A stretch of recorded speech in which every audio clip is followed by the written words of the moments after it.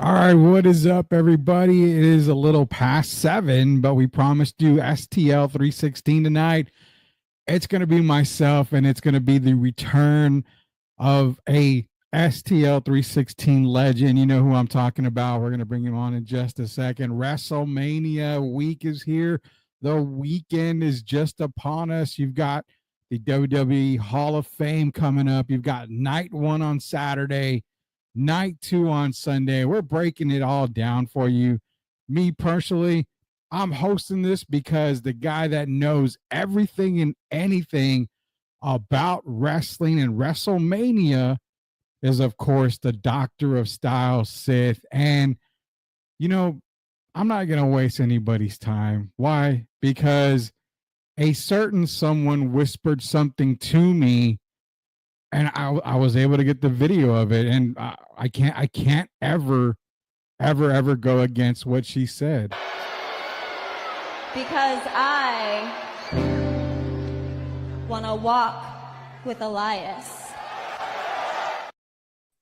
And of course, we are going to walk with Elias here as we bring on the Doctor of Style Sith. What is up, man? How you doing? I hear you're at the beach right now. Yeah, man, I'm doing great. I'm out here finally vacation, getting ready for WrestleMania. I told my wife, we'll get the festivity, we'll continue the festivities, but my Super Bowl has come. WrestleMania weekend, the best weekend for all wrestling fans, Brody.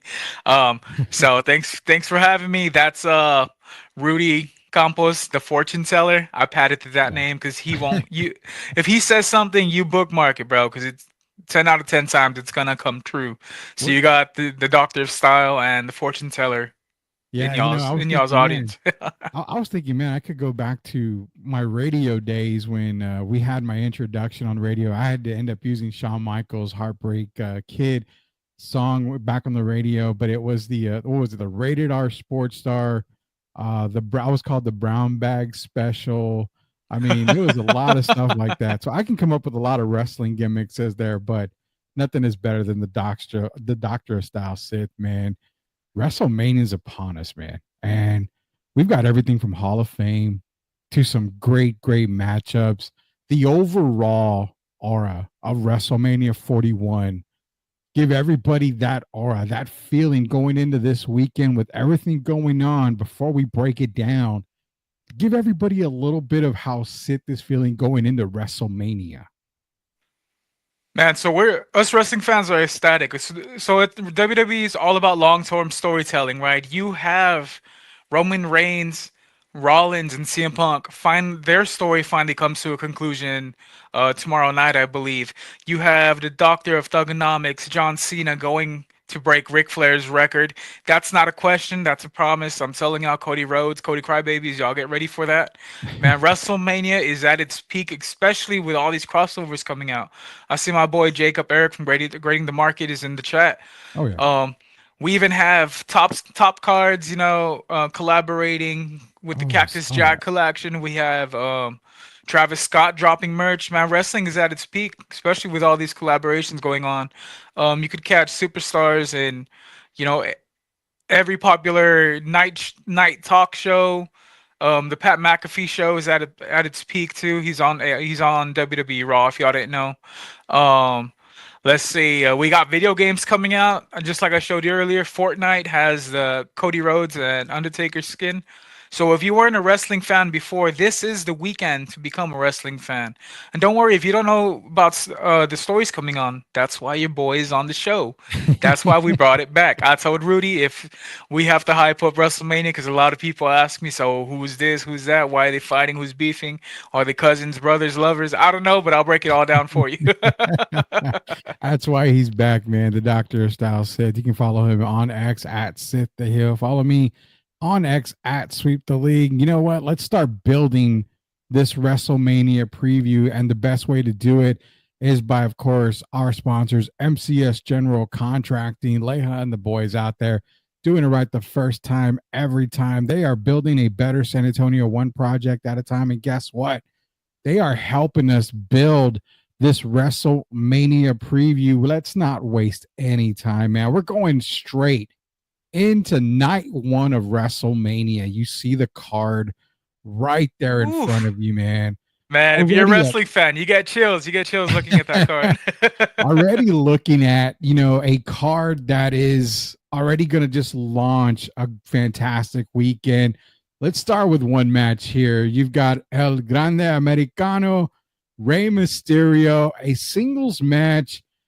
I'm just going to say, this is kind of one of those matches I'm going to be watching, but I'm going to watch for a small little side note. Could we potentially see some guy named Phoenix kind of intervene somewhere in here? Give us the preview and the breakdown of El Grande Americano and Rey Mysterio. Okay, so El Grande Americano is actually a hitman, you can say, hired by Chad Gable. Yeah. He was sent off in a mission by Dominic Mysterio. He said, "Hey, these luchadores keep whooping on me." He's like, "I need some help." He's like, "I know you hate your dad, and you grew up in that industry, so could you send me in the right direction?" Well, he ended up somewhere in Mexico and came across the GOAT, which is known as El Grande Americano. And his paths finally crossed with Rey Mysterio, and it's time for them to they're gonna take it to the limits, and we're gonna see some high flying action and whatnot. It's just a shame that Chad Gable is gonna be missing out WrestleMania. A lot of people speculate that El Grande Americano is Chad Gable, but that remains to be seen. Although they have the same height, same physique, same skill set, and tattoo, what does that even mean nowadays, Rudy? And of course, Rey Mysterio, Hall of Fame, WWE Hall of Famer, bad dad. He'll never live up to this guy. If y'all could see, I'm rocking Eddie Guerrero, the real luchador of WWE. But shout out Rey Mysterio. All jokes aside, this is gonna be a great match. I hope he puts over El Grande Americano, or we see an unmasking and our boy Chad Gable gets the spotlight at WrestleMania.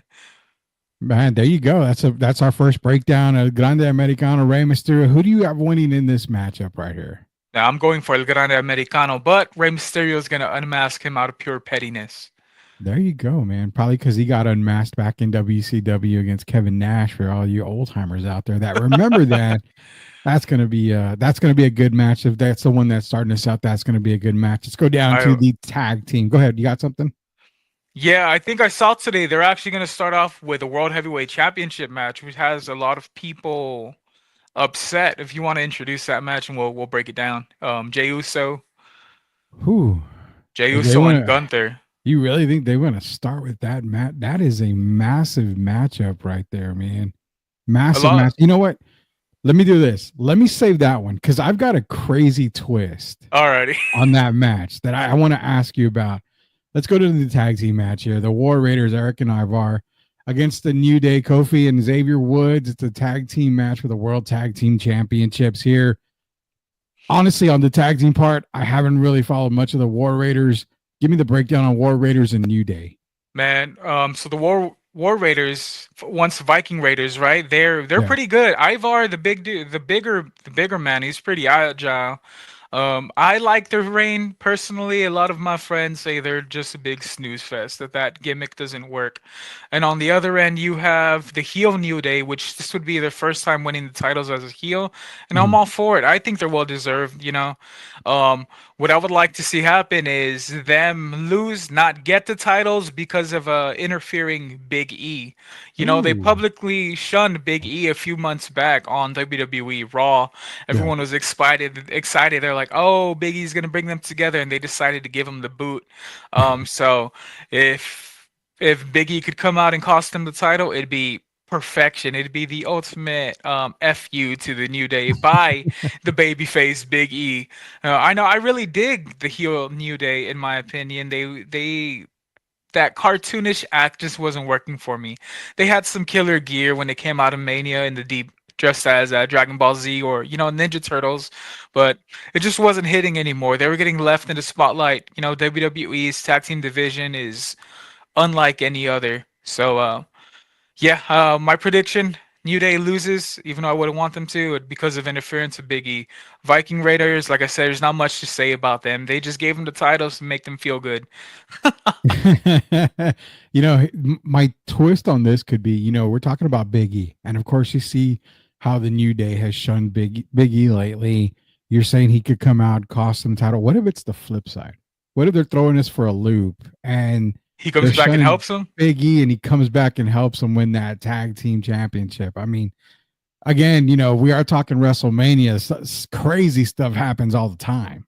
Oh, you crazy like Johnny Knoxville trapping Sami Zayn in a huge mousetrap. Save the Oh, man. mousetraps, but I just want to see a Big E return, whether it's for the good or bad of New Day. I don't want to see them three celebrating their, even if it's back in Gorilla. I just want to Yeah. see Big E in the spotlight again. Shout out his career. I wish he never got that neck injury. I was a fan of his world heavyweight reign as well, until we met the likes of Brock Lesnar, who seems to come in and whoop on everyone who's champ. There's just some times where you've got Brock Lesnar coming in, whoop up. WCW had Goldberg coming in with, 4 or 5 moves coming Corny. in. Yeah, it's just, I mean, I get the look, I get the dominance, but I mean, at some point, it's just kind of like, man, you got to stop doing something like that. A lot of these other guys are putting in their dues, and they deserve to get, their shots and their reigns for a little while longer. So, shout out to Big E. We'll see what happens in that matchup. Going right down again, you got Jade Cargill against Naomi. I think I've talked to a couple of people. They said this is one of those matches where it could be a very underrated match between these two women right here. What is the Doctor style scene again with Jade Cargill against Naomi? Okay, so this is gonna be a other side of Naomi we've never seen at WrestleMania. We're used to this is the glow Naomi coming in up straight baby face, the whole crowd eating at the palm of her hands. But we got to see a different side of her. She attacked Jade Cargill out of pure jealousy. She took the spotlight and she won the titles with Bianca instead of her, right? So Yeah. she went, put a hit on her, kind of left her out of the mix for a couple of months till Jade Cargill came back in Elimination Chamber. I would say this is one big test for Jade Cargill. It's gonna be her first singles match in WrestleMania, if I'm not mistaken. But like you said, this is going to be a banger. They're both more than capable of carrying a good 15, 20-minute match in the ring, and especially with the story behind it. Yeah. They're both being fueled by rage. One's out for revenge because she got jumped. The other's out for revenge because she feels like she was carried by the company a lot sooner than she was. Naomi's well deserving of a Mania spotlight, and I think I'm going with her getting the win. Jade Cargill's been whooping on her ever since she's come back. Exactly. All love to Jade though. That is one beautiful woman. I'd love, I weather the storm when she comes out. I would not disagree with you on that. I'm going to go Naomi as well. I mean, I think it's just that WrestleMania moment for her, and I think it's going to be, Naomi for the win again. Nothing, no love lost for Jade Cargill at all. I mean, but I think Naomi comes up, and I'm going to take the New Day, like I said, in the match previous there. So we got three matches already under our belt. You got Mr. LA Knight against Jacob Fatu. We're talking United States Championship match right here. Now, does it change hands? I mean, you're talking Jacob. Obviously, you've seen when he's done. He's been in the spotlight. A whole lot came into the scene just wrecking. I mean, just wrecking. But is this one of those cases where do you think LA Knight has already jumped up a tier, so it's time for him to move up? Or is he still just going to be the United States champion coming out of WrestleMania? Well, being that LA Knight just got the title back from Shinsuke Nakamura about 3 weeks ago, Yeah. he's doing his role, building up this match. But I mean, WWE, if they're doing the right thing, you're gonna have him get squashed by Jacob Fatu. Give Jacob that over the moon push, give him the title, and let the reign of the wild Samoan, the Samoan werewolf come to fruition. LA Knight has done more than enough this past year. He's taking the L won't hurt his character. Like he said, he'd be on to bigger and better things. Hell, Yeah. he was teased the Money in the Bank win 2 years ago. So why not put him back in the mix? I think Jacob Fatu needs this one, especially for the stuff he's done against Braun Strowman, the Yeah. amount of carnage and his bounce back ability. You need to reward him. He's the best in the new bloodline. Hell, he might be the best from the old bloodline too. And you know how much of a Roman Reigns fan I am. So my prediction for this match, good 5 minute bout because that boy kicks out of everything. Samoan Werewolf gets the title, and the way you continue on to Backlash, um, Solo Sikoa is probably going to feel the need to have a title match since he brought Jacob into the mix. So you see where the story's going from there. You I have see it. Jacob win the title, and then Solo Sikoa is coming for the belt, and of course he doesn't dethrone him, but there's a story to be told there. I think it's time for LA Knight to go on a little vacation. He's overworked himself quite a bit. He's out here botching almost weekly now. So hand the title over, push Jacob, and solidify yourself as a WrestleMania talent, Mr. LA Knight. Yeah. You're hearing it here from Dr. Style Sith. He's got Jacob Fatu taking that United States title away from LA Knight. LNA possibly going on a little vacation. Does need him, man. You are right. He's working his tail off. So definitely could use a vacation. Maybe have him come, to another pay-per-view. Obviously, we have those surprises that come out from time to time. Maybe around SummerSlam, give LA Knight, that little return, get him another little push right there. But with Jacob Fatu winning, for me, it feels like you're starting to put these titles on dominant guys, dominant big men. Obviously, we're going to get to Braun Breaker later, but has that same feel. Give it to Fatu because he's just going to carry that belt and make it just like that much better, in my opinion. So I'm with you. Jacob Fatu for the win. Kind of go on that little path against, who did you mention? Solo Sequoia a little while ago. So Sikoa. Yeah, Sequoia. That's going to build a fantastic storyline right there. 3 more matches to go. We're going to take a quick break right after we get through these 3 matches here. We're going to go to night 2, but I'm going to go to Gunther. I'm going to go to Jey Uso here. This is one that I want to spend a little time on because I saw a little theory about this, and it's kind of crazy to think about, but actually it's not, because I'm thinking, all right, I love me some Gunther. I know Leha, shout out to Leha, doesn't like Gunther. I love me Gunther too. Gunther. Yeah, I mean, you and I both, we love Gunther. I think Gunther as champion is, great. It's great for business. He commands the ring. He commands respect. Just everything. But why do I feel like Jey Uso gets that push? And why do I feel like he gets the win? And come night 2, something happens that involves him joining the Rock's faction. Oh, I didn't even think about that. Let's see. That for a curveball there. Yeah, you kind of took the wind out of my lungs, bro. I don't know what to say. That wasn't even a possibility in my mind. But neither was Cena joining The Rock. So there you go. So you're going Jey Uso. I'm going Jey Uso. Is that what I'm hearing? With a little bit of interference, and for him to kind of come out night 2 and help shock Cena, the world. Shock the world a little bit, yeah. Man, I'm with it. That's his cousin too. The bloodline runs deep. Since Roman didn't want to help The Rock, maybe Jey Uso will. Mm-hmm. What a perfect heel turn, if you think about it. I'm gonna go another route. What if we saw Jey Uso become this Super Saiyan persona after they took out his brother Jimmy Uso? Who's missing WrestleMania on his behalf? Gunther had him bloodied in the ring, covered himself with his blood. Told Jay, come and get him if you really want him, you big coward. He used, vulgar language. He called him a big something, but we're not going to repeat that.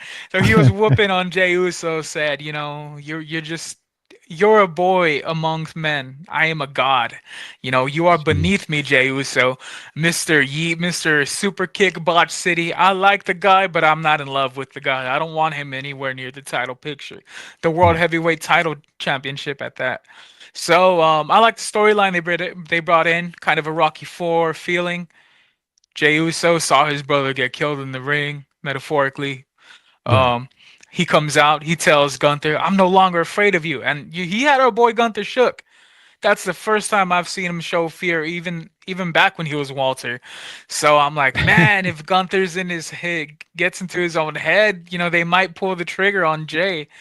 The way I see it, I wouldn't be too mad with either result. I'm going for Gunther. I could see Jey Uso winning for it. I just want a good match, Rudy.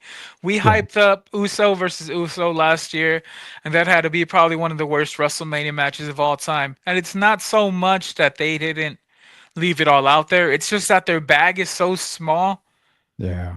they don't have a lot to show. What are you gonna do? Super kick Gunther 12 times, then get chopped in the chest 15, and that's the whole match. A basic power bomb and a botched spear. Come on, bro. They need to give us a 5-star match. If we're serious about Gunther's World Heavyweight title reign, let him hold the belt. He's the ultimate villain. We can't have two baby faces if Cody retains. Um, so if Gunther wins, pretend you could see Cody Rhodes winning. It's kind of how it is. We can't have two heel champions. Yeah. Um, but yeah, Gunther all the way on my boat. I know I'm gonna get a lot of stuff told to me by my homies because they're like, "You're not part of the Yeet movement," and damn it, no, I'm not, and I'm standing on that. My feeling has Gunther winning. I love Gunther winning. And the reason why I brought up the Uso and Rock thing was because it just kind of feels with the way the storyline with Rock is going. You see Cena turning heel. There's going to be another turn, and that's going to be in another match Yeah, coming because up he here. did he did the 1, the 2, and the 3. So the first. Exactly. So let's see what's up, man. Exactly. I think that's gonna really that's gonna really be one to watch. And again, I think you made mention that Uso and Gunther they're talking about leading off the card with that. I'm okay with that. My biggest question regarding that match, and you can probably help me out here, is what you said. There's not much in the bag for Jey Uso. I mean, he's got to bring out a little bit more than what he's shown. Is the reason why is because a match of this magnitude can't carry on for so long. So it's kind of like, why are you going to have, a championship match followed by another title match, followed by the triple threat match? You kind of want to have banger after banger after banger. So out of those three, are we looking at Gunther and Uso as being the one that's the less of the three? That's kind of where I'm confused as well because if once you win the Royal Rumble, you're promised a Mm-hmm. WrestleMania main event. Main event. But the women, Charlotte Flair is not main eventing either. So I saw in an interview earlier today that Jey Uso actually asked for the match to be first so they could set the tone. He hears the noise, he hears how he's being bashed, and they're saying, "Oh, it's going to be a big snooze fest." By the time they get to that match, night one, had it been the main event, there's no way in hell, Rudy, it's living up to that triple threat if it were to come before that. So I Yeah. kind of get why they're laying it out. A lot of people are looking forward to the triple threat match more than those two matches. My surprise is how are you going to have both Royal Rumble winners face off on the same night? Charlotte Flair and Tiffany's happening the Yeah. same night that Gunther and Jay. I just feel like it was a throwaway PLE if this is the route we're going. Don't make any promises. Don't promote Royal Rumble as the main event spot anymore. If you're just gonna have them mid carding or opening up, and like you said, opening up isn't necessarily a bad thing. I mean, some opening acts and concerts are better than the main event. Oh yeah. We had Paramore opening up for Taylor Swift. I don't think that's exactly a bad thing. I love me some Paramore and I rock with some Taylor Swift here and then. You know, it's just to get the people off their seats. You could only go up from here, but that's if Gunther and Jay give it their all. Man, that's a tough Like I said, one. I'm not trying to sound like a hater, but I believe in Gunther more than Jey Uso when it Yeah. comes to what's in their bag. I mean, we've seen Gunther whip out 4 different finishers already. That guillotine, clothesline. He has that sleeper hold. What is it? vicious power bomb he does, and Yeah, that missile drop kick to set it all up. You know, yeah, what does Jey Uso have? Samoan drop, um, super kick, spear, and a splash. You want to see that? Go watch Jacob Fatu fight. Go watch his brother Jimmy fight. Go watch Solo Sikoa fight. Go back in the internet and watch Umaga fight. Bro, he has no bag. And the bag he does have has a hole in the bottom. yeah. No doubt about that. And that's a tough part, man, because then you kind of look at it. You're putting a title on Jey Uso with then you go back and again, the disrespect is never there when we talk about a lot of these guys here. But then you go back to like a Goldberg. I mean, you put the title on him, but his move list is very minimal. So it's kind of, you got to have guys that are wrestling with him kind of just get him through the match, make him look that much dominant. And I think right now with Jey Uso, it's kind of the same way. If you put the belt on him, you're going to have storylines and guys that are going to be able to carry him in those big time matches because now you're main eventing just about everything until you drop the title. You make a great point on that. That's a thing right there. So I'm gonna take, I'm gonna take Gunther because of my gut feeling, but my mind tells me to watch out for that Rock connection because Rock, Cena turned heel. He did the one. He needs to. We know Travis Scott's not going to be part of this. So, I Well, mean, he's going to be at Mania. He'll be there, but he's not the 2 and he's not the 3.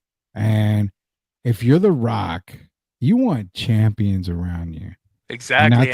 And yeah. you know what? You know who dropped the collab earlier? Kind of hinted on something. We'll get there night 2, Rudy, but Drew McIntyre. I heard Drew McIntyre might be him. So if you're gonna have muscle on your team as Dwayne the Rock Johnson, right? I'd pick Drew McIntyre, who was a fantastic WWE champion. He took Roman Reigns to the ends. He was half a second away from beating him at Clash at the Castle a couple years back. So if you want someone intimidating on your squad, you go out there and get Drew McIntyre. There you go, man. You're talking here. Chris Gonzalez in here. Gunther is going to do an awesome bomb at Mania. Awesome, man. Appreciate everybody joining us here. We are breaking down night 1 of WrestleMania 41. We're going to get to night 2 after our commercial break. We still got 2 more matches here. You know what time it is, dude. It's Tiffy time against Charlotte Flair, the WWE Women's Championship. Charlotte's kind of been getting the cold shoulder from the crowd. Yeah, I mean, the personal attacks have come out between her and Tiffany Stratton. It seems like the aura. Now, don't get me wrong. I'm a huge Charlotte Flair fan. I am pre-injury. Pre-injury. Okay. I liked her when she first came out. Loved her in NXT. Part of the Bailey and I can't even remember her name. Jesus, she's Mercedes Moné right now. Sasha Banks. Yeah, she was part of that little clique back in NXT. So I mean, I rocked with Charlotte from way back then, but the return of Charlotte just doesn't have that same feel, and I really think that WWE is trying their best to put her over again. But I think with the crowd, man, with Elias, I think with the crowd, they're starting to feel that this may not be a good idea to put that belt on Charlotte. What do you think in this match? Because this is a very confusing match for me. So she most definitely lost the crowd already, Rudy. If you watch Royal Rumble like I did, man, having her win was probably the worst thing WWE could have done. It was so predictable. She gets to go out, change her face, recover from whatever injury she claims to have had, and just come back and in the biggest stage of them all, get the title and hold it hostage for a couple of months. She can't cut a promo to save her life. She's no Ric Flair. Yeah. And even in my opinion, Ric Flair is probably the most overrated wrestlers of all time. And I stand on that. I'm Sith to heel for a reason. If you want to argue, y'all follow me on my page and we could get down to it in the DMs or in public. I really don't give a damn. There you go. I feel like WWE is putting a lot of trust in Tiffany Stratton. If you saw their earlier back and forth, Rudy, it was hot garbage, bro. Straight up, man. I'll say shit. All right, shit. Straight up shit. And she was reading off a script. It sounded so so fake, bro. I mean, everyone's gonna say wrestling's fake, but come on, it's she was rehearsing the lines in her head and reading them like if she had the index cards in front of her, bro. Yeah. So Charlotte started eating her up, and I'm glad Tiffany switched it up on her ass and started coming back with it, making fun of her divorces and all that. Maybe I'll light a fire in Charlotte too when she takes this serious, because what kind of promo was that? You're making fun of Tiffany Stratton's high pitched voice, like, Yeah. bro, that's corny.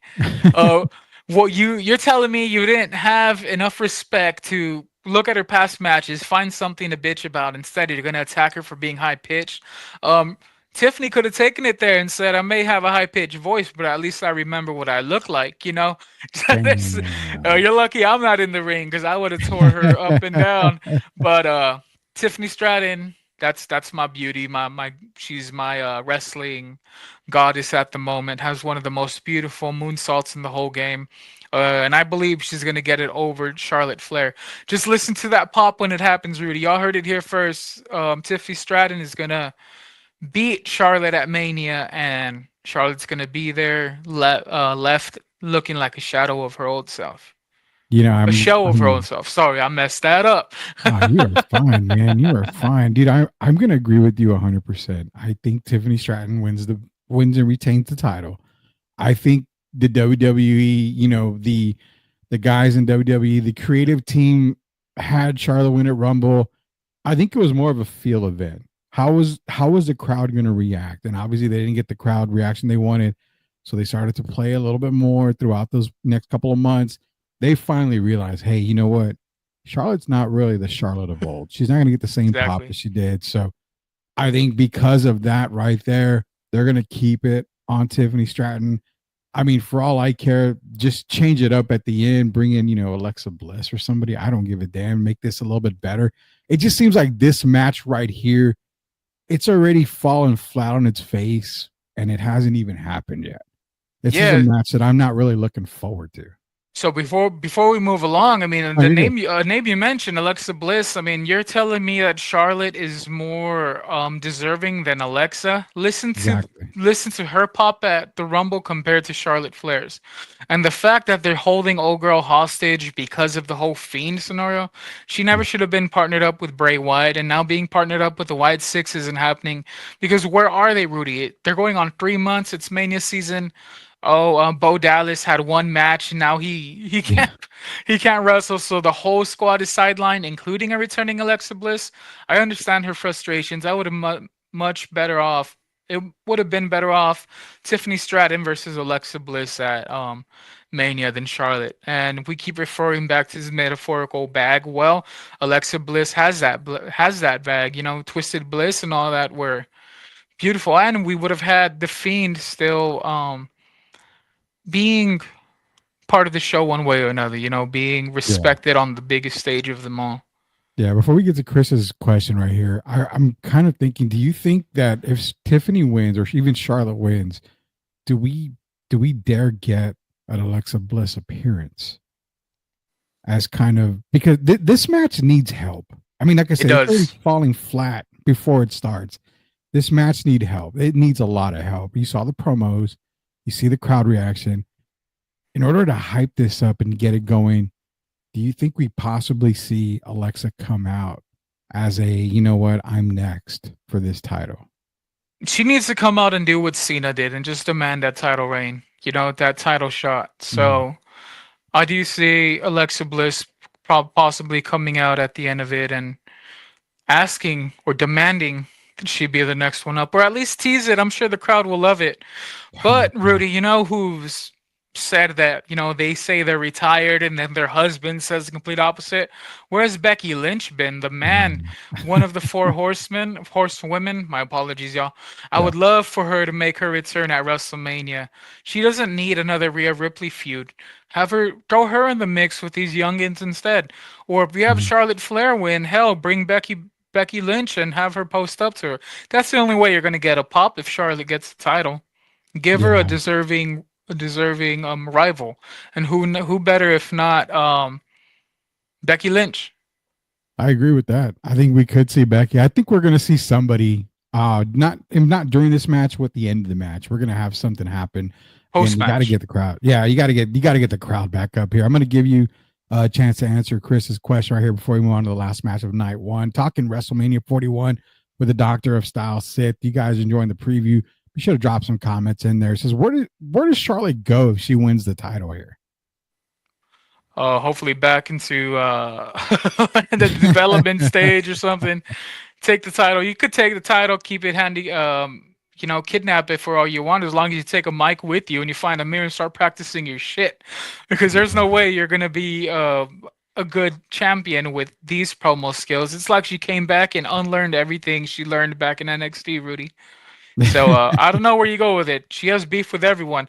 Hell, in the real world, she's not even changing with the rest of the females. So if you want heat, there's heat there. Pick anyone back there and just have them whoop on old girl.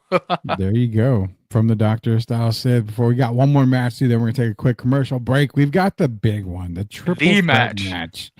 The match. You've got Roman without the wise man, who is now in the corner of CM Punk. Favor is what Punk asked for, and then you've got Seth Rollins in the mix here. Now, I really think this is a match where, again, it comes down to two guys, and it's CM Punk and Seth Rollins.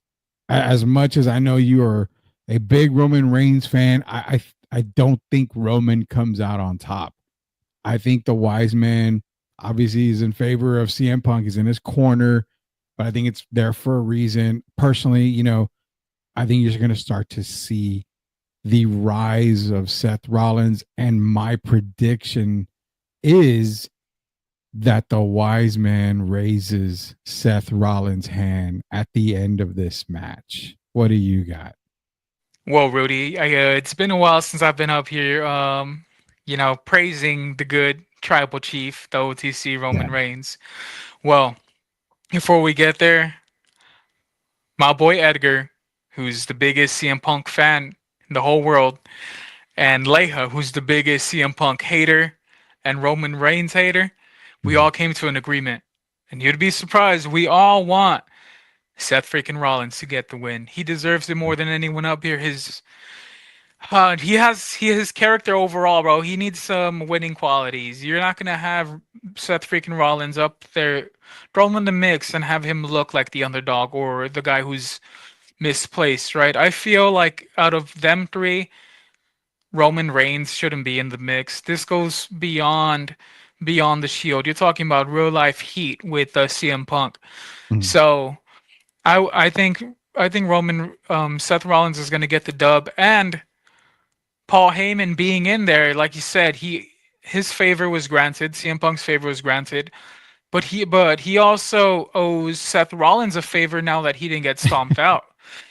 So we're gonna see the big WrestleMania screw job. It's gonna be known as when Paul Heyman takes out CM Punk one way or another, and I think Roman Reigns eats the pin. Rudy, you can't have CM Punk headline his first WrestleMania and get pinned. So I think CM Punk gets taken out of commission one way or another by Paul Heyman. Not so much him being attacked. Maybe he slides in some brass knuckles or something. And then we see Roman Reigns get the stomp, and he gets the pin. He's going to have to eat it. Let's see how down he really is for putting over talent, especially a homeboy like Seth Rollins, former Shield member. So the story's there. He feels betrayed. Seth Rollins is the reason why he's no longer champ. He went and interfered during the Cody match. Yeah.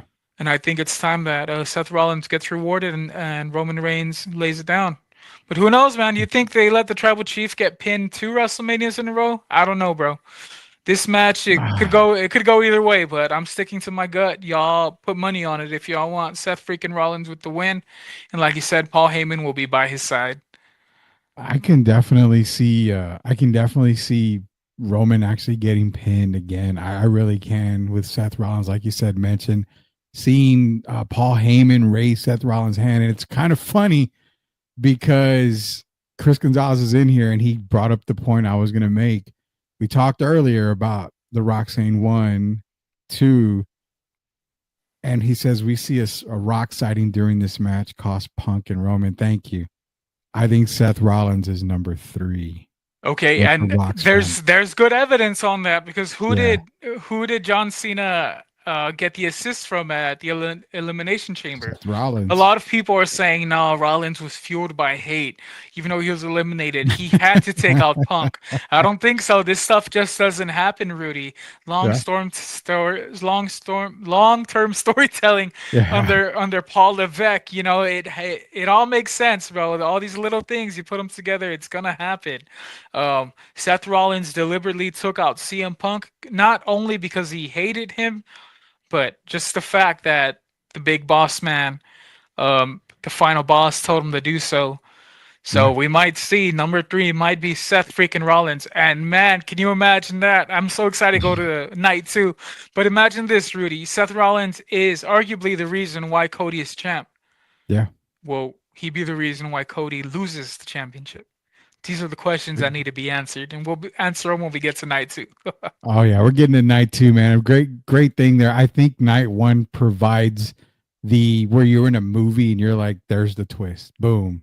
What's going to happen at the end? That's what happens with night 2. We're going to take a quick commercial break. When we get back, it's night 2 breakdown here on STL 316 with myself and the Doctor of Style Sith. We're going to be breaking down night number 2 on the way back. First, quick commercial break. Going to be getting our word from our sponsor, MCS General Contracting. We'll be back, guys. Are you looking for a contracting company that gets the job done right the first time? Look no further than MCS General Contracting. MCS specializes in top quality concrete work, including patios, driveways, foundations, and swimming pools. The team of experts are dedicated to delivering exceptional results and unparalleled customer satisfaction. At MCS General Contracting, they're not just hardworking, they're local. Based in San Antonio, they are committed to building relationships and trust within the community. That's why MCS guarantees your satisfaction. They pride themselves on getting the job done right the first time, every time. So why wait? Contract MCS General Contracting today to schedule your project and experience the difference for yourself. MCS General Contracting, building a better San Antonio, one project at a time. Proud sponsors of Sweep the League. So you turn off all the lights and shut the door. Hey, angel, what's your destination? Hard work pays off. Dreams come true.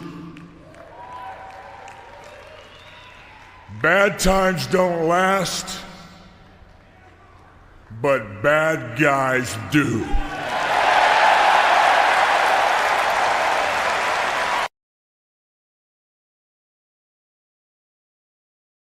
And there you had it. You had Scott Hall, Razor Ramon himself at his Hall of Fame speech. Again, we have the WWE Hall of Fame this weekend as well. It is the Doctor of Style Sith, as Rudy accomplishing your STL 316, breaking down WrestleMania 41. Shout out to our sponsors who's helping us build the breakdown for you guys here, and that is MCS General Contracting. Shout out to Chris Leha and the boys. Fantastic job. You think you've got great matchups here? Well, they are the perfect matchup for you when you need that driveway, you need that concrete poured, you need just general contracting services in general. You contact Chris Leha and the boys over at MCS General Contracting. Said we've broken down night number 1 and already given a lot of spoilers in our opinion because some stuff could happen. Let's go to night number 2, man. Night number 2 is just as special. We get a lot of the great stuff here. We're going to start from bottom right here. You've got AJ Styles and you've got Logan Paul. Now, Logan has been talked about as being part of the Rock's faction. I don't buy that a whole lot, but there's some people saying, well, Logan Paul could be another guy that could join the Rock's faction when it's all said and done. I don't see it, but to be honest, man, I'm not a Paul fan. I don't like Logan Paul. I don't like Jake Paul. I respect Logan Paul a whole lot more than I do Jake Paul. Logan Paul is a hell of an athlete, but I just feel like he's probably going to get put over again, this time on AJ Styles. No, I believe so. That's probably the route they're going. Like you said so yourself. You're not a fan. I'm not a fan either. But I'll give it to him. He has one of the prettiest finishers out there. Oh yeah, he The does. pulverizer or whatever the hell he calls it. It's just nice, man. Um, like I said, all personal stuff aside, I think what he's done for the company, bringing more eyes to it through Prime, his social media stuff, his social media connection. We got I Show Speed getting taken out by Braun Breaker. That doesn't happen Yeah. if Logan Paul doesn't hook them up. So he's done a lot of good stuff for the company, and I think he should be rewarded with this win. I don't think AJ Styles minds taking the pin. AJ Styles, TNA GOAT, Impact GOAT, however you want to call it, probably one of the greatest technicians of our generation. Yeah. Um, I think he's above all that BS, and he's willing to put Paul over. He needs the help. Like you said, he's not so much of a heel naturally, so he's gonna need that help. AJ Styles could take him there, and it's gonna be a banger of a match for what it is. It's a good opening act. This one we could call an opening act for sure. Yeah. um, in wrestling fan terms, you see it in person. This would probably be one of your bathroom break matches. Yeah, I don't fully intend to watch this whole match. If I do, I'm definitely on my phone scrolling up and down, seeing what I can find newsworthy to read or to see what's going on. In fact, Let's what see. I might Let's do, see what they're doing over in AEW. yeah, exactly. Or I might go do me a favor, check out what's going on Locked On Spurs. As Jeff Garcia is in here, shout out to Jeff Garcia, Locked On Spurs. Here he's saying, Rudy, what is the worst WrestleMania of all time? Sith, what is yours? Because for me, I will say mine. God, I was not a big fan of. I think it was WrestleMania. There was the one at Caesar's Palace. I wasn't a real big fan. Yokozuna. What was that? Hulk Hogan, Hulk Yokozuna. Hogan, Yokozuna. Is that the same one that had Giant Gonzalez against Yeah, with Undertaker, the with Undertaker. the chloroform? Yeah, to me, Trash. I didn't like it. I think for me that's the worst one. You got one in mind? The pandemic WrestleMania, whichever that one was, WrestleMania 36, 37. Yeah, yeah, that's Horrible, right. bro. I think that's where we had Goldberg and Brock Lesnar have that Yeah. 6-minute spear and F5 off. Man, horrible storytelling all around. Horrible performance. We don't talk about the pandemic. Yeah. And you know what? I'll say this about the pandemic. It's not like Spurs talk. We're not doing Spurs talk here. We're not giving credit to it, but a lot of that stuff during the pandemic probably just shouldn't have happened. I get where you're going. You want to try to make the best of the situation, but there's still certain things just don't do it. If you don't, Oh, you can't do it you right. mean like the ladder match at WWE headquarters where they threw Roman Reigns, they threw Rey Mysterio over the Yeah, top, Rey who Mysterio. seemingly died and came back that following Friday. Okay, that's real. Yeah, off of what was it, like 100-story building just Yeah, on the ground. horrible. The creative team back in the day, yeah, you definitely had to get over that stuff there. Leha MCS's own general contracting zone. Damn it, I forgot to put my alarm to tune in. I'm gonna watch that here so I can Looks watch like he got a hold of the Undertaker's chloroform. it. He's gonna go back and watch the Gunther talk. All the Gunther love we gave. He's gonna go back and watch us and Oh, he's gonna be mad. definitely cook us. Logan Paul's winning, easy win, calling it. Yeah, I think again, I think I'm going with Logan Paul just because they're gonna keep putting him over. The worst was WrestleMania 13. Only one good match. All others were trash. Yeah, there's a lot of bad WrestleManias out there. Good question for Jeff out there. Moving on next, we got the Sin City Street Fight. You've got Damian Priest, Drew McIntyre. Is this just more of one of those? The title of the match probably holds more water. Dude, they need a gimmick match. Yeah, It's a gimmick. It's just a gimmick, is what it is. But how do you see this one going here? They have to give it to Damian Priest, in my opinion. He hasn't done much since he was dethroned, right? But we know Drew McIntyre is more than capable of carrying a match of this caliber. Shout out CM Punk and their Hell in a Cell match. Bro took a toolbox to the head and kept it going. Took some of those crazy bumps where he did the Claymore kick, missed it, landed on the stairs. He's willing to give it all out there, and it being a street fight has my attention. And let's see how brutal they can get. Yeah. Damian Priest is no slump on his own, right? He's a great performer. Let's see what he does when he's able to become unhinged and no, there's no rules to hold him back. I say Damian Priest wins, maybe by hell, I don't know. He throws him off the Mirage. Shit, I don't know. Whatever's out there in Vegas, find something Yeah. high and throw his ass off of there. That's the only way you're keeping a beast like Drew McIntyre down. Yeah, I'm gonna Or go. I'll probably. down enough Uh, until the main event. I think I really just I'm gonna go with Damian Priest on this one. Again, this isn't the AJ Styles Logan Paul, snoozer. You're gonna be entertained in this one a little bit more, but I think I'm gonna go with Damian Priest. But again, it's a match that I'm like, okay, can we kind of rush through this a little bit because we want to get to some of these other ones and get to some of these bangers that we got coming up, just like the women's tag team match here. Liv Morgan, Raquel Rodriguez, Bailey, and Lyra Valkyrie. Where are we going with this one? Now, I'm not gonna lie to you. I haven't watched a lot of the women's right here in action. These are particular Bailey, of course. I know the old school Bailey, but what do we got for this women's tag team championship match? Okay, I got you. So this is gonna be the night of the Judgment Day. We're gonna have Raquel and Liv retain, only because there's been glimpses of a turn between Bailey and Lyra Valkyria. So Bailey's lost twice already to Lyra. One of them being a championship match for Lyra's Intercontinental Champion, which I can't see why she's not defending even in the pre-show. Give us something. Why give us these mid-card championships? Not have them out there. Shout out one of my favorites, Chelsea Green. She's not on the card. U.S. Women's Title Champion too. I wish she was on there. But back to this match. There's going to be a couple miscues in there, and Bailey and Valkyria are just going to duke it out in the end, while Liv and Raquel walk out into the sunset. And shout out my girl Raquel, big Spurs fan, I heard.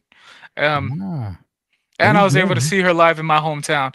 If she's willing to come all the way downtown to a border town of 1,000 people, then she's getting all the love I can give. There you go. She's gonna walk out with the title, retaining the title with Liv Morgan, according to Doctor of Style Sith. Would you say this event has a lot riding on it as far as legacy delivering for the fans? If it falls short, what would that mean? Okay. It's kind of a hard. I'll say for me, before I'm gonna let you get the spotlight on this one. But for me, I don't know if it's gonna fall short. I think there's still some matches that are kind of like, but what I think carries it are these main event matches that it's going to really carry it through. We talked about Naomi and Jade Cargill being, kind of an underrated match, one that's probably going to be really, really good when we say at the end there. But I don't think it's going to be underperforming or under delivering this WrestleMania. What do you got for Jeff there? I don't think it'll affect the legacy of WrestleMania, being that the build-up around here enough has moved the needle in itself just via storytelling. Now we're getting to the conclusion of these stories, Jeff. So everyone is going to want to tune in and see how all this ends up, right? The talent is there.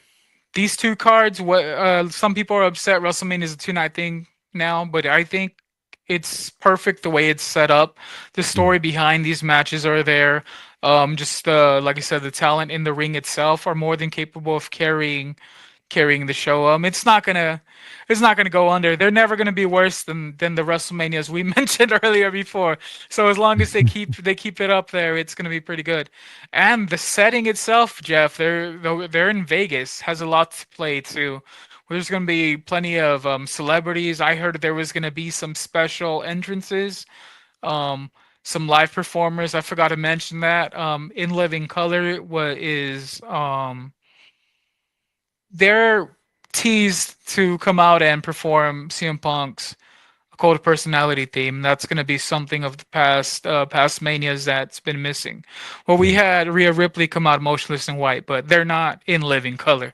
Nothing hits harder than the Cult of Personality. But no, I think they're going to be just okay. There's not snoozers. There's just some matches that shouldn't be on here. We're missing talent like Carmelo Hayes. Yeah. We're missing some people that should be in here. Not could be, but should be in the mix. We've seen a lot of these bouts already. Logan Paul and AJ Styles, for example. Love them, but you can't tell me that you can't fit in the women's United States champion in there. Or hell, even the actual United States champion. I mean, he's in there, but you guys get what I'm saying. Yeah. No, we do, and that's the thing. It's missing. It's still missing a little bit here, and it's not going to underperform. It's not going to affect the legacy. So, I really think it's going to be a great card, as you're saying, man. You're breaking it down fantastic for everybody. So, I'm sure Jeff's appreciated it. Apparently, he said that Jade Cargill wanted to spar with you, and you ran out and you ran away scared of her. I'd be scared of Jade for sure. Never that. Never. You never run away from Jade Cargill. Okay. And then Chris wants to get into the Intercontinental Championship. Slow your roll, Chris. Slow your roll, bro. We can't rush perfection, baby. It's actually gonna come up right after this match right here. We're gonna stick with the women's division here. A triple threat match. You've got there you go. Io Sky, Bianca Belair, and Rhea Ripley. Of course, Io Sky is definitely your champion. To me, Sith, man, this just has Rhea Ripley all over it. Don't do that, Rudy. That's just me. I mean, don't do that. I can't take another mommy mania, bro. Come on, Io Sky worked her ass off, got the title. She's been a great champion, one of the best in-ring performers of all time. Yeah. A lot of people say she doesn't have the looks of like Trish Stratus, Tori Wilson, those of the past. She doesn't need it. She's more than capable of carrying that title without all of that. I mean, she's cute and she can work in there. And her promos, they hit. Even though she has an accent, but the emotion is still there. She does what she can with what she has, and she's a more than capable champion. And I hope she retains. Bianca Belair, she's shown glimpses of a heel turn, so I'm looking forward to that. Mommy does not need to be in here. Stealing the contract and signing it, you couldn't tell me that you couldn't shred that shit and just reprint another contract just for Io and Bianca. Like I said, make this shit believable, guys. We know wrestling is scripted, but make it believable. Rhea is forced. She does not need to be in the mix. She had it the last 2 years. All right, cool. We celebrated you, mommy. Now it's time to let someone like Io Sky shine. There you go. You're getting it from Dr. Style himself, man. He wants Io Sky to keep shining. Chris is saying, "Well, I call her Ao, cause damn, Ao, she's fine." Chris Gonzalez said the women's match will be the match of the weekend. He's calling this the absolute best match of the weekend. He says Bianca is a third member of the Rock's faction. Again, we are definitely going to see some wrestlers take that turn and join the Rock's faction. Could it be Bianca Belair? If that's the case, does that mean Bianca comes out on top? Because remember, the Rock just wins winners, man. Yeah, the Rock is gifting whoever joins his faction. Hell, if he were to come in my hotel room right now, say, "Help me whoop Cody Rhodes' ass, I'll give you a title, man. Make something up for me, and I'll do it, Brody." We all want to join the Rock's faction, man. We got the next match here, second to last match of the night for us here.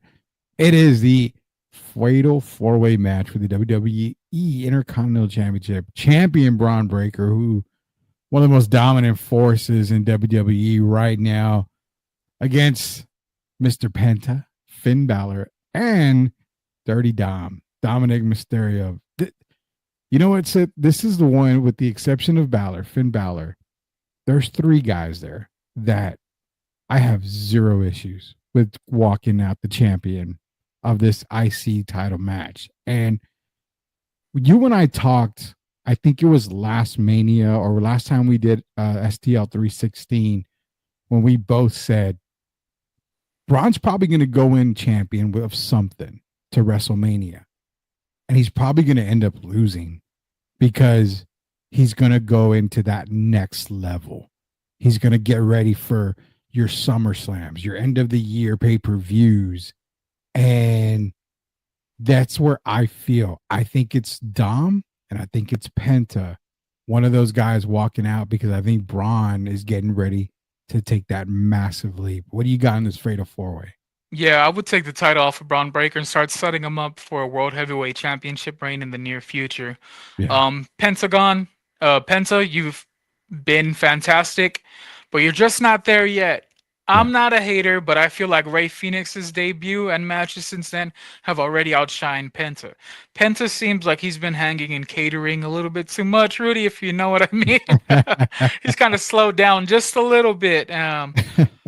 Finn Balor, much love. You were my WWE champion, even a Universal champion, even if it was just for one day, bro. I wish they would have given you another run at it. Roman Reigns quickly he destroyed that demon character.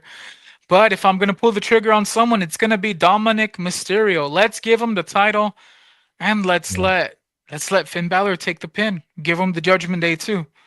Give Dominic Mysterio all his roses. Look, he already has Liv Morgan by his side. He's winning. Let's hype him up even more. Let's give him the title. Let's give him the Judgment Day. And that also sets up the near future. If he goes back into a feud, which his next feud would be with Finn Balor, you could book that. Yeah. Beyond that, we could tag a storyline with him and Rey Mysterio, title for mask match, or title for career match. Either or, it'd work out. He'd be the one to send his father off into the sunset. So all these are more than capable, more than worthy of being champion, but I'm going with Dominic Mysterio. And he also rocks the Susio name on his gear, so shout out my USOA. Maybe I'm biased. Shout out the USOA for sure, man. What do you got left? No, but that's it. Dominic Mysterio for the win. Braun Breaker, future world champion by 2025, 26. Towards the end, we're going to see him hold the world title, or at least Money in the Bank. Penta, we got to get your ass back to your brother, bro, because you seem intimidated that Rey's already outshining you. Yeah, with Penta, you saw him come in. Everybody was excited. Everybody loved it. But then it went downhill. It's dying down. Quick, man. And it's getting, a little bit old already. And I'm like, man, I love Penta a lot, but you're right with Dominic winning that title. And it's the opposite. It's the opposite of Braun Breaker, Rudy. When we saw him get called up to the main card, to the main show, man, I don't think his popularity's come down even once. It's to the point where we want him to lose so he could become world champion, bro. Yeah, exactly. And that, here's the way that I'm looking for Braun Breaker. I say he loses at Mania, he loses the belt. You're right. He starts that path to get into, the mix for the heavyweight title. I actually have Braun winning 2026 Rumble, setting him up for that title match next WrestleMania. It gives you an entire year to get that Braun story just right for WrestleMania. So I'm calling it now, 2026 men's winner, Braun Breaker. And again, barring injury, obviously you got to always remember about injuries. Barring injury, is Braun Breaker, and I think it sets him up for a WrestleMania main event, championship match. So you got Chris Gonzalez, Summerfest, Dom versus Ray career, make it a ladder match, long storytelling. Yeah, you're right. I mean, it's gonna happen, and I think it's best to happen with the belt around Dominic Mysterio, as you said a little while For sure. Ago. Oh, we have a comment by Deontay, bro. He said, I still don't understand how the Street Profits are not on the card and they're the champs. That's what I was alluding to earlier, Rudy. Why have Logan Paul and AJ on the mix when you have the likes of the Street Profits out there? Instead of defending on SmackDown tomorrow night, get their asses on the show. They're more than capable of carrying. Especially have him on the card the same night his wife is on there, Bianca Belair's dude, part of the Street Profits. Make it a family ordeal.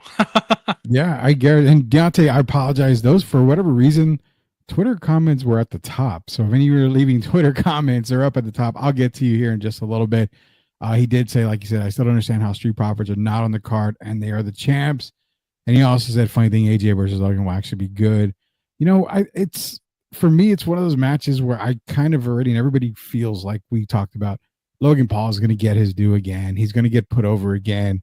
Nothing really bad about it. I just think that WWE is investing a whole lot into Logan Paul, man. We got one more match here. The match that everybody is coming to see, obviously. You've got Cody. You've got Cena. Does Cena get the win? Does Cena get the belt back? Does he, have the record? Does Cody retained somehow. 99.9 infinite of polled WWE fans, I'm sure will tell you that Cena is probably going to win this title. I don't see how it doesn't happen. I called a night one where we're seeing Seth and the Wise Man, Jey Uso probably join Rock's faction, and those guys coming in, helping Cena win that title and build that Rock faction. I completely have Cena winning this, man. But you are the Doctor, Style. You break it down better than anyone that I know. Break down this undisputed WWE Championship match. All right, so you guys have Cody Rhodes, who got his ass jumped after Elimination Chamber. Well-deserving champion. He's been carrying that championship pretty honorably, right? Shout out to his dad, Dusty Rhodes. He's doing a fantastic job going up against one of the greatest of all times, John Cena, the Doctor of Thugonomics. Fruity Loop Cena even had his own he had his own following too for a point. But yeah, the surprise after Elimination Chamber was John Cena teaming up with The Rock, and although that The Rock Roman Reigns lost to Cody Rhodes last year, The Rock hasn't taken an L to Cody. If anything, he pinned Cody night one. Yeah. He's set up his revenge scheme against Cody Rhodes, and everything's been hitting. And he said John Cena's going to get that championship. So don't think that The Rock's going to go back on his word, because if The Rock can make it happen, says it's going to happen, it's going to happen. Trust me. Cody Rhodes, you've had one hell of a title reign, but it's time for John Cena to break Ric Flair's record and make that title even more relevant than it is now. And there's been a lot of what do y'all call them? Like foreshadowing, right? We have the St. Louis Backlash happening the month after Mania with Randy Orton on the cover. Yeah. Who's John Cena's biggest rival, if not Randy Orton? I've tried getting into that debate a little bit. I'm like, it's a given. It's going to be Randy Orton versus Cena for the belt. Yeah. But others have told me that Cody Rhodes is his protege. He made Cody Rhodes figuratively into the man that he is now. So I don't know. WWE is really keeping it under wraps. I want to say John Cena is going to be the champ, especially with the merch drop too, giving hints, saying the only champion or the realest champion. So I'm going John Cena. I grew up watching the dude, but it's not going to be clean. Yeah, by no means. It's gonna be a match. It's gonna be a hell of a match. And you brought up Backlash because of what you mentioned. The poster's already out. We see who's on the poster for Backlash. We've seen Randy Orton on there. So I think possibly you get Cena winning, you get Cody coming back, and then you get Randy in the dance. So that's the only way to do it. Yeah, right? Here you go. You get John Cena against Randy Orton if they don't make it a triple threat match, and by then The Rock will be finished with Moana 2 and whatever other Disney movie he's trying to be a part of. He'll be finished with that, and he could finally be in the ring with Cody Rhodes. Make that path for SummerSlam happen. Let it be Cody Rhodes and The Rock. Cody Rhodes has nothing to lose now that he's not holding the title. John Cena has something to lose because he'll be champion and he's going up against the Viper, my personal GOAT. Beyond Roman Reigns, everyone knows Randy Orton is my all-time favorite superstar or wrestler. I don't like using the term, but superstar, because he's been in everything, bro. He was even the better Marine, in my opinion. Man, the history between Cena and Orton, with movies and everything, that's you're right, man. It's a big old thing. Randy Orton is my wife's GOAT of all time. Every time he's been on TV, she forgets that she fails to realize I even exist anymore, and I'm sitting right next to her. So that kind of shows you the impact Randy Orton has in my household.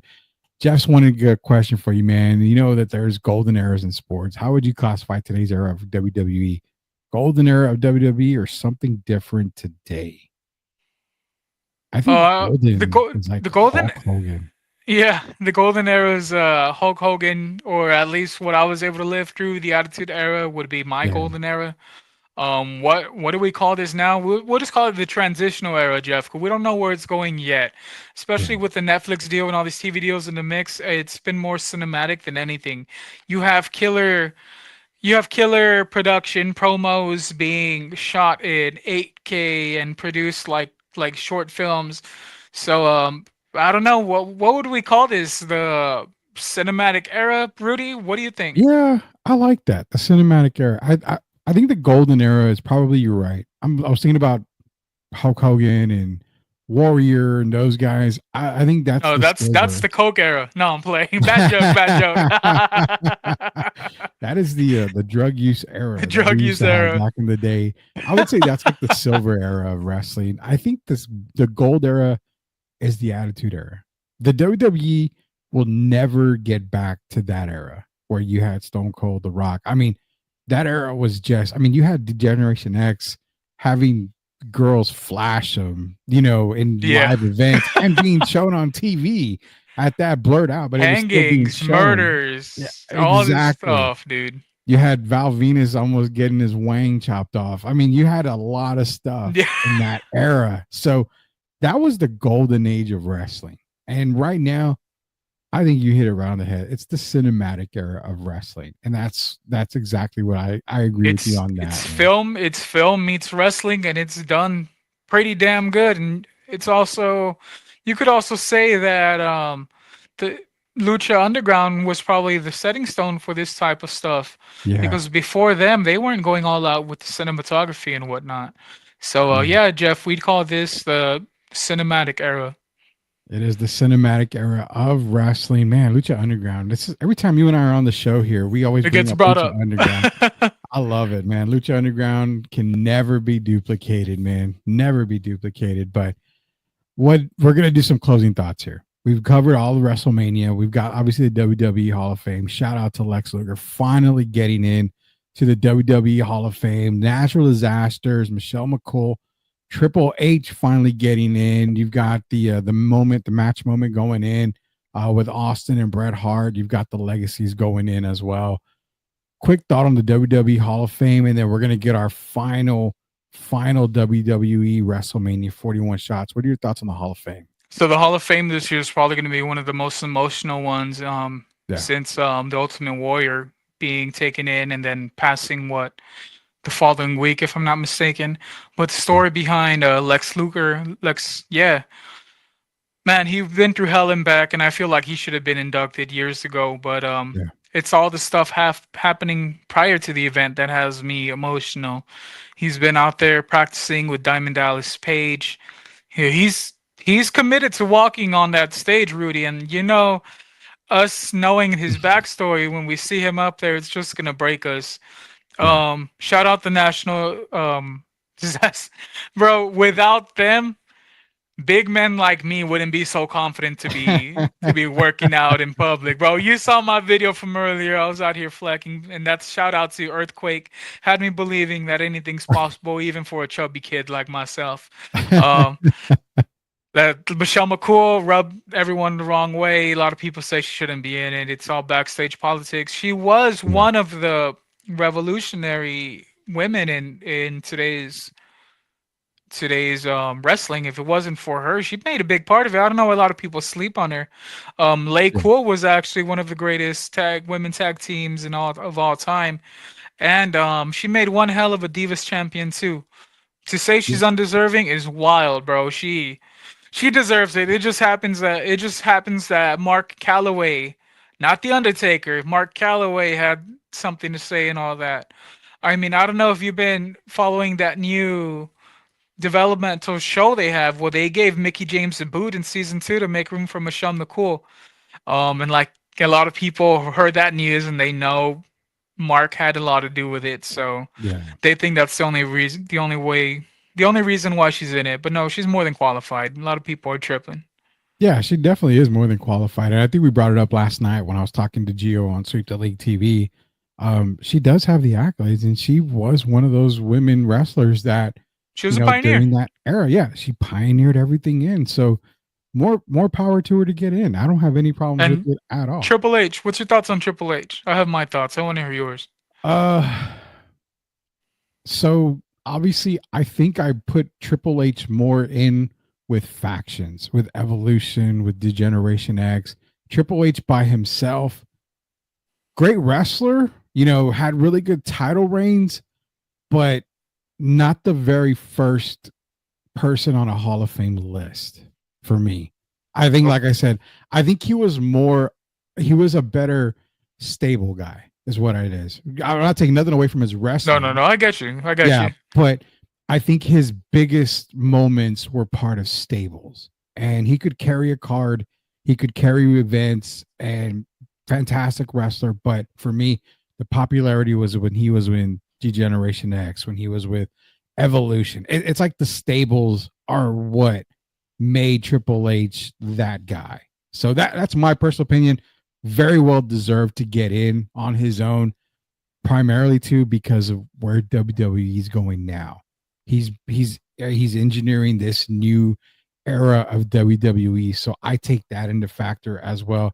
All the shit that McMahon did and all the stuff they went through, him having to clean a lot of that up and bring WWE back to dominance, I have zero issues with him going in. For sure. So I grew up watching the Cerebral Assassin, not so much Hunter Hearst Helmsley. That corny, his first character. I wasn't really feeling it. But I grew up watching the Cerebral Assassin take out my favorites, take out Edge, Randy Orton, take out John Cena at that. I think he's more than deserving. I mean, the man tore both quads and still finished the match. Yeah. He took hell of bumps. You remember when he was out for that quad injury, then he comes back looking yoked. He was ridiculous. He was built like a Goomba from the 1996 Super Mario movie. He was built, bro. I always wanted to be I've always wanted to be big like that. So I would work out specifically to try and get to that level, which I didn't know steroids were a thing, but that's a story for another day. And man, can we talk about his aura alone, the spit, bro? We have people mimicking it in the sports world. He had two of the best wrestling themes by Motorhead. Here Comes the Game, and then The King of Kings. Man, you just know it when you would hear it coming in, boom. Bow down to the king, man. Nothing moves him like that anymore. Randy Orton, but other than that, I think he has it all. I think this is the correct year to put him in. Like you said, he's not my first ballot Hall of Famer. Had he been put in sooner, I would have said he's not deserving. But for everything he did to this point, I said this is a good class to put him in with. There's no one in there that outshines him, actually, other than Lex Luger, but that's more his story, his personal life. So that's all I got to say about Triple H. He's one of the best of all time. I'll say this much about Triple H, where I have him ranked in stables is very, very high. He was very big on the stable part, but at the same time, as a singles wrestler, the impact that he brought to wrestling, not necessarily, wrestling style. He had a really good wrestling style, brawler, a bit tactical as well. Yeah. But the impact that he had as a wrestler, the moments that he provided, that is Hall of Fame worthy. I mean, you definitely got to rank him pretty damn high. And I think what Chris said here, I think Hunter was needed for Austin and Rock in my high school days. They were big three. That's what I see. Like, Austin and Rock were, LeBron and Dwayne, but Hunter was Bosch. You needed Hunter in there, and he had to serve his purpose, and he was able to get a lot of these guys over. So that's one thing people fail to see about Triple H is that, as big of a guy that he could have been, because you could have easily put him over Stone Cold in a lot of places. You could have easily put him over The Rock, but he didn't take that shine away. And that's why I think that's the shitty part about everything, because he doesn't get the love that he deserves. And that's why people may not have him like you. First ballot Hall of Famer? Probably not. But it's because he did more for others than he did for himself. And that's kind of what I think, where they were getting on there. A couple more questions and we're going to end it up here, man. Why is Stone Cold a polarizing figure among fans? I mean, it's beer drinking. It's the his beer drinking is he gave no shits. If you could come out on public television, flip the bird through everybody, leave in handcuffs, drive a beer truck in, cover everyone in beer and milk, on Zamboni or whatever the hell they're called. He was just out here doing whatever the hell he wanted to do, and I loved it. Stone Cold Steve Austin is an icon. He is one of the goats for a reason. Hell, he's the reason why we named the show STL 316, Rudy. Yeah. A lot of people forget about Stunning Steve. I don't like going back there, you know.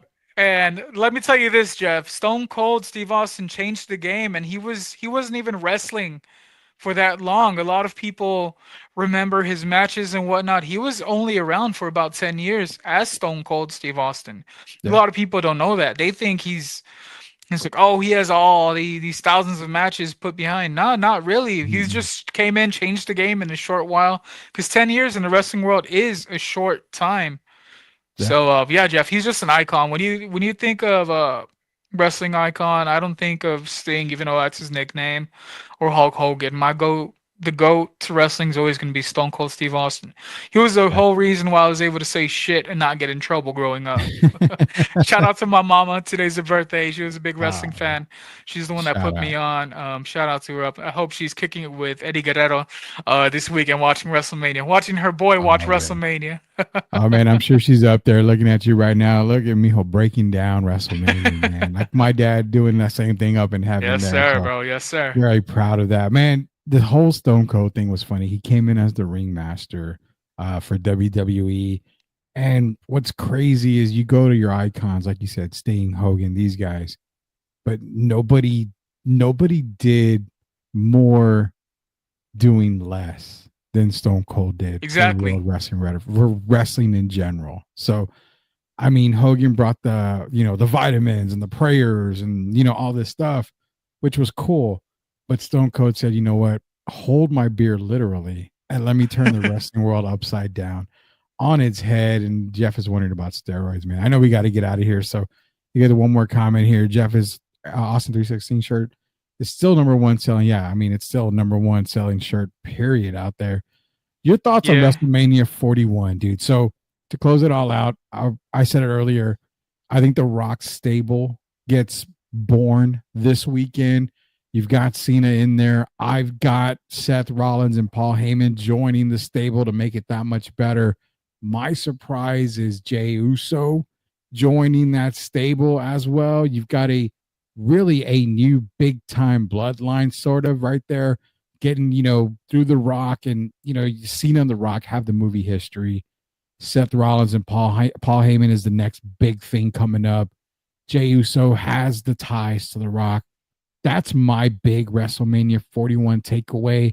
Preview wise, also my biggest shocker per se would be, and it's not even a shocker for me, but the shocker for me would be Braun Breaker losing the Intercontinental title belt. I say it happens regardless, but I think to some people thinking Braun's on a hot streak, he's going to keep it. I say probably not. What do you got for your final preview, man?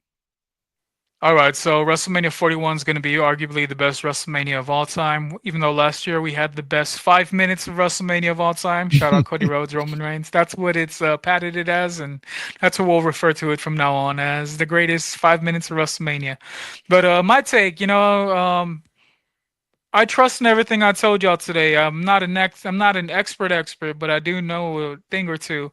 Shout out Dominic Mysterio. I hope everything goes your way and you get the Judgment Day.